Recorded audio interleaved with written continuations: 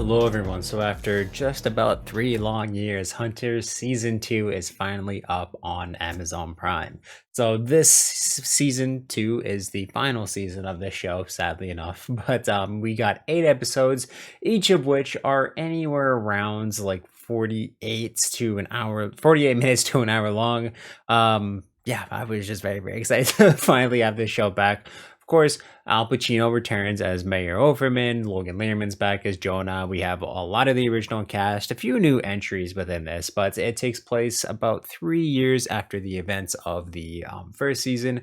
But yes, covering that all, let's finally get into my review here. Yeah, like it's a few years for certain, but I think around 3 is what they said at within the first episode, and we know a little bit about, and the hunters have pretty much all disbanded or went their own separate ways. They talk about a job that went really, really wrong that separated a lot of them, and we kind of get to see them within the first couple episodes come back together and band up because they all have heard a rumor going on that Adolf Hitler is still alive, and if they can basically bag and tag him, that's it. They don't have to ever see each other again. They don't have to live this life anymore. They can move on from their Nazi hunting regime.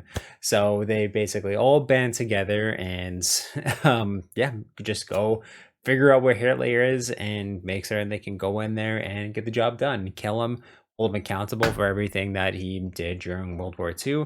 And yeah, it's just an absolutely crazy season that I found was paced very, very, very damn well and just had very, very good storytelling, great messaging, and just amazing sequences that I really, really liked. I felt like this was a step up from the first season in almost every single way that you could possibly think of. They went bigger and better, as again, say the second season should do, and especially since the final season should do. I'm going to keep this as spoiler free as I possibly can. If anything comes up, of course, I'm going to mention wise, but yeah, holy moly. Of course, too, after we get the events of season 1, we still get a little bit of Al Pacino's Mayor Overman's character who comes into this, and I found that all his scenes added just really, really good context to, again, to what his final plan was, organizing this group. And again, too, there was just really, really good things that I found they were able to bring into the show that still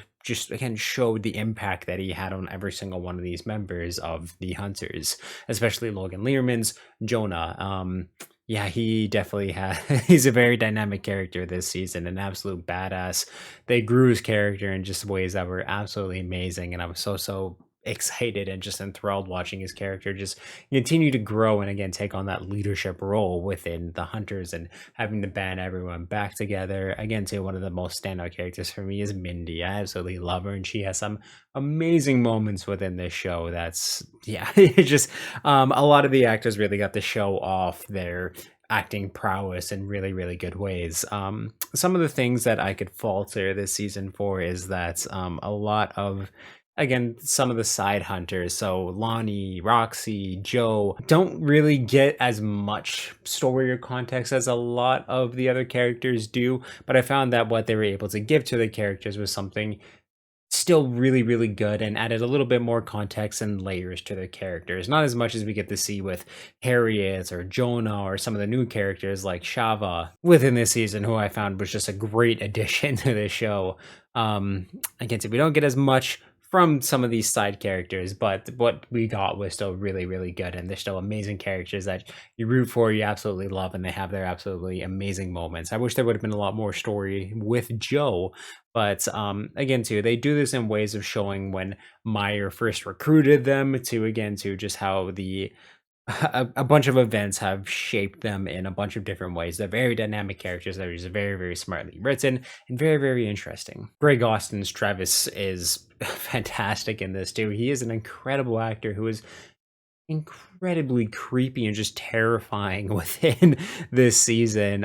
He just had some amazing moments. Again, too, were truly frightening. He's a great character and just an absolutely great actor, and they definitely showed off a lot of his prowess within this season. But yeah, there's just so much context to do with, again, just based off of the war, based off of ideals, deep state, things like that, that I found were just handled really, really well within this season, and just made for, again, to a very entertaining season that just went above and beyond what my expectations could have been for this show. Some of the layers that they added to Hitler I found too were just very, very real, and they did this whole alternative past thing really, really well, and in a way that I found was very, very believable. And I could see the events playing out the way that they would have within this show if, again, to a universe like this created. Everything just felt so believable and a little less over the top than the first season did, which I found worked really, really well. It was very grounded and very good for the most part. You still have a lot of those over the top moments,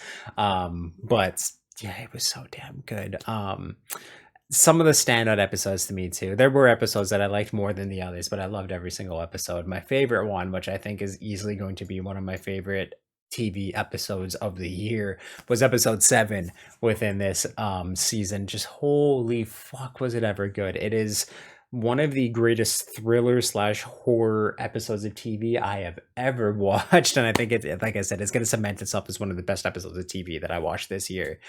So good. It just adds a lot of layers to one of the characters who comes in, and I don't think it's in that sense where I don't feel like the episode was super necessary to show. Like they might have been able to spend a little more time with some of the building up the characters and things like that. But what the episode truly is and what it sets up and shows about some other hunters before we see our group here was just absolutely outstanding and amazing, and just added so much into just depth and experience to World War II, what people of Jewish descent had to go through. And it's definitely a play off of Tarantino's intro to Inglorious Bastards in a lot of ways that I just found was so damn cool, mixed with like some Home Alone style sequences that were just really fucking great. And I absolutely love that episode. Final episode, so episode 8 is really, really well done too. There's a few things within the finale that I wish they would have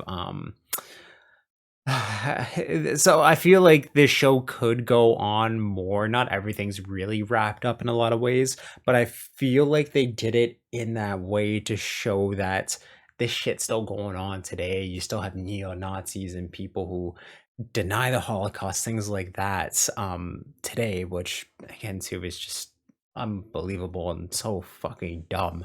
But it's I feel like they left it open in those ways to just again show that even if you take out, like cut the head off the snake, things like that, it's going there's always going to be that ripple effect that grows out outwards. It's going to be hidden members who believe these things, want to start again from the grassroots, grow in their different ways, use what people like Hitler did for their own power. It's just, it was meant to show that it doesn't really ever go away. So again too, there's a few loose threads here and there within some of the characters, some of the storylines, but what they're able to do here was really, really special. I was hooked into this show for so much of it, and I just couldn't take my eyes off the screen. I got worried for a lot of characters. I was caring a lot more than I did the first season around for a lot of these people.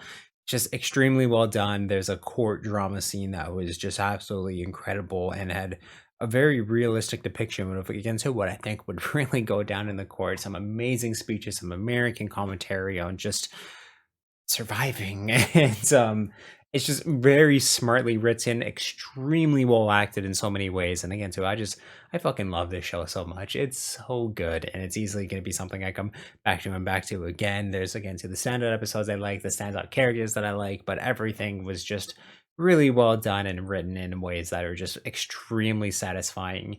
Even though I'm very sad that this show is over now. It's so good, and I'm really gonna miss it. So really, with everything to take together, I am going to have to give this season of Hunters a 9.5 out of 10 as of right now. I know my emotions, everything is so high. Might go up, might go down when I rewatch this show. I feel like a 9 is a fair rating, but as of right now, I'm feeling like a 9.5. It was almost damn near perfect for me for what the show had to do, what it had to set up and end, and just add layers to. Did it so damn well, and again, too, I was just absolutely hooked to the screen. If you haven't watched Hunters yet, definitely do. Well, why are you here? Why? Well, listen to the spoilers. Definitely go and watch it. It's incredible. Just absolutely love this show. Very, very sad that it's over. And yeah, it has my highest recommendation. So if you've seen season 2 of Hunters, please let me know what you thought about it in the comments down below. And of course, if you like this review, definitely give it a thumbs up. And you can check out everything I do on the channel through my play. Well, I'll link some playlists up top here for convenience sake. Thank you for subscribing and turn that little ringer on so you know when I upload new videos. And if you want to check out the description of this video, there is a link to the Media Mountain, which is my Discord, where I talk about movies, video games, comic books, TV, pretty much everything that's awesome in this world. So you can definitely join that amazing community. I'll make it even more amazing than it is already. And yeah, just awesome, guys.